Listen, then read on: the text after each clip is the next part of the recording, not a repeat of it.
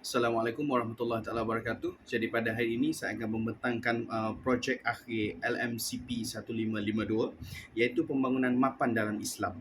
Sebelum itu saya perkenalkan diri saya dulu. Nama saya Raushan Fikri bin Suhaimi, nombor matrik A1782699 dan pensyarah saya iaitu Prof Datuk Insinyur Dr. Riza Atik Abdullah bin Orang Kaya Rahmat. Apa khabar Doktor? InsyaAllah kita tengok satu persatu slide. Tajuk akhir, okey. Anda diminta untuk mencadangkan pelan pembangunan Kajang Bangi atau bandar-bandar lain yang biasa untuk jangka masa 30 tahun ke hadapan. Jadi bandar yang saya pilih yang pertama adalah Rantau Panjang iaitu di Kelantan. Untuk pengetahuan, bandar ini berada di daerah Pasir Mas di Kelantan, merupakan pintu masuk negara di antara Malaysia dan juga Thailand. Memiliki taburan penduduk seramai 150,000 orang. Aktiviti utama bagi penduduk di sini adalah aktiviti import-eksport antara dua buah negara kerana ia menjadi pintu masuk negara yang agak sibuk. Direkodkan hampir 200,000 kenderaan bolak-balik masuk menggunakan rantau panjang ini dan sebuah bandar yang sedang membangun. Asas pembangunan mapan. Seperti yang anda dapat lihat, alam sekitar, ekonomi dan sosial. Pelan pembangunan. Pertama, alam sekitar. Pelan pembangunan untuk rantau panjang. Membentuk bandar hijau serta maju dalam aspek menjaga kelestarian alam sekitar. Yang kedua adalah ekonomi. Mencipta rantau panjang yang berpendapatan tinggi dan bandaraya metropolitan. Yang ketiga adalah sosial, membina masyarakat yang berakhlak mulia, berintegriti, berdaya saing, bekerjasama dan masyarakat yang harmoni. Slide seterusnya, alam sekitar. Pelan pembangunan jangka masa pendek iaitu 5 tahun. Ada dua, saya pecahkan kepada dua. Yang pertama adalah rantau panjang bersih. Pertama adalah memperkemaskan sistem kutipan sampah. Yang kedua, membuat kempen kesedaran. Yang ketiga, memupuk amalan 3R iaitu reduce, reuse dan juga recycle. Yang keempat adalah mewujudkan tempat kitar semula. Kita pintu masuk negara tapi tak banyak tong-tong kitar semula yang ada di rantau panjang. Dan yang terakhir adalah menyelenggara sistem saliran di setiap kawasan. Kerana untuk mengetahui semua, rantau panjang kebiasaannya banjir. Setiap tahun akan banjir kerana sistem saliran yang tidak diuruskan dengan betul. Yang kedua adalah rantau panjang lestari, memperbanyakkan lampu jalan menggunakan panel solar. Yang kedua adalah memperkenalkan sistem tanaman vegetasi. Yang ketiga, memupuk masyarakat melalui NGO dan pelajar sekolah mengenai alam sekitar.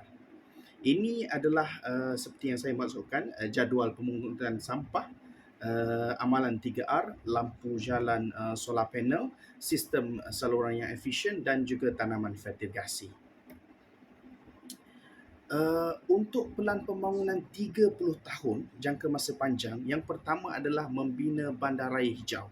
Yang kedua adalah membina saliran banjir yang efisien.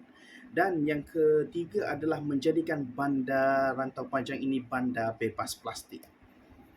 Bandaraya hijau, seperti mana yang kita boleh lihat, iaitu bandaraya yang lestari dan harmoni dengan boleh hidup sekali antara metropolitan dan juga tumbuh-tumbuhan. Dan menjadikan rantau panjang bebas plastik. Sebab kita adalah pintu masuk negara dan penggunaan plastik adalah teramat-amat tinggi dan jika boleh dikurangkan sedikit penggunaan plastik, insya-Allah bandar ini akan menjadi satu bandar yang bersih. Seterusnya adalah sistem saliran banjir seperti yang ada di negara Jepun. Semasa mereka menghadapi banjir, mereka telah membuat satu sistem saliran banjir yang sangat-sangat maju. Seterusnya adalah ekonomi. Pelan pembangunan jangka masa pendek iaitu 5 tahun. Saya pecahkan kepada dua juga. Yang pertama adalah rantau panjang mesra pembeli.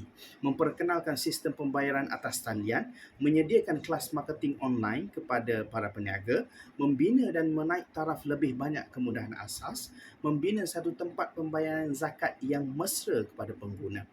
Yang kedua adalah rantau panjang berpendapatan tinggi. Bekerjasama dengan kerajaan untuk membantu IKS, memperbanyakkan syarikat penghantaran seperti Pos Laju, JNT, Nijavan dan sebagainya, membina komuniti peniaga yang saling bekerjasama. Seperti yang boleh tengok dalam gambar, ada pembayaran atas talian, good governance, online marketing, syarikat penghantaran, kemudahan awam dan juga komuniti peniaga yang bekerjasama, bukannya saling menjatuhkan.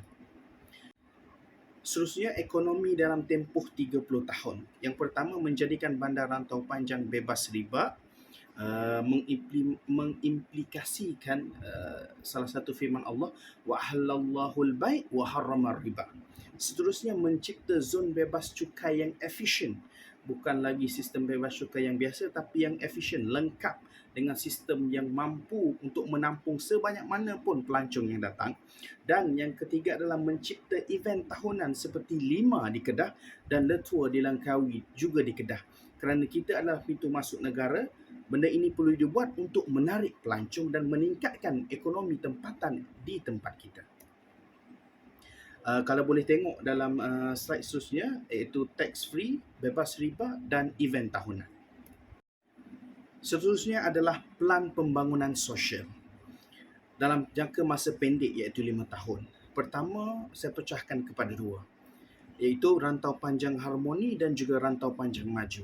Rantau panjang harmoni membina sebuah pusat orang miskin, membina satu pusat anak yatim, menyediakan peluang pekerjaan kepada penduduk, memupuk semangat kekeluargaan dalam kalangan masyarakat melalui kempen kesedaran. Rantau panjang maju pula terbahagi kepada tiga. Yang pertama, menaik taraf masjid di sekitar rantau panjang. Yang kedua, menyelenggara dan menaik taraf pengangkutan awam yang memang agak usang di kawasan rantau panjang ini. Dan yang ketiga adalah mewujudkan satu bangunan NADMA di rantau panjang. Bangunan NADMA ini kerana rantau panjang sentiasa banjir, jadi kita perlukan sebuah agensi kerajaan yang mampu bergerak cepat ketika bencana berlaku. Anda boleh lihat pada slide seterusnya seperti yang saya masukkan, rumah anak yatim, peluang pekerjaan, pusat orang miskin dan semangat kekeluargaan. Seterusnya adalah masjid yang dinaik taraf dan dicantikkan. Seterusnya kemudahan awam seperti bas, teksi, LRT, monorail dan sebagainya. Dan yang ketiga adalah NADMA. Untuk pelan pembangunan jangka masa panjang terbahagi kepada tiga. Yang pertama adalah bandaraya bebas dadah. Kerana sosial kita banyak, kerosakan sosial banyak disumbangkan oleh dadah. Seterusnya, menaik taraf kompleks pintu masuk negara daripada 2 lane kepada 6 lane seperti yang ada di Singapura. Seperti membuat LRT, monorail daripada pintu masuk negara sehingga ke Kota Baru. Ini adalah slide seperti yang saya tunjukkan, bebas dadah, kemudahan awam yang moden dan kompleks ICQS di Bandar Rantau Panjang dipertingkatkan, dinaik taraf. Kesimpulannya, untuk tempoh 5 tahun jangka masa pendek. Tempoh jangka masa pendek kita perlu memfokuskan kepada menaik taraf, membaiki, menyelenggara kemudahan awam yang sedia ada. Dalam waktu yang sama, tidak menolak arus pembangunan yang sedang pesat berjalan di rantau panjang. Dan dalam tempoh masa yang panjang, 30 tahun, mengubah landscape budaya masyarakat rantau panjang seiring peredaran zaman. Membina kemudahan serta kemudahan asas supaya mampu menjadikan rantau panjang sebagai pintu masuk Malaysia yang terbaik, mesra dengan pelancong. Okey, setakat itu sahaja daripada saya. Assalamualaikum.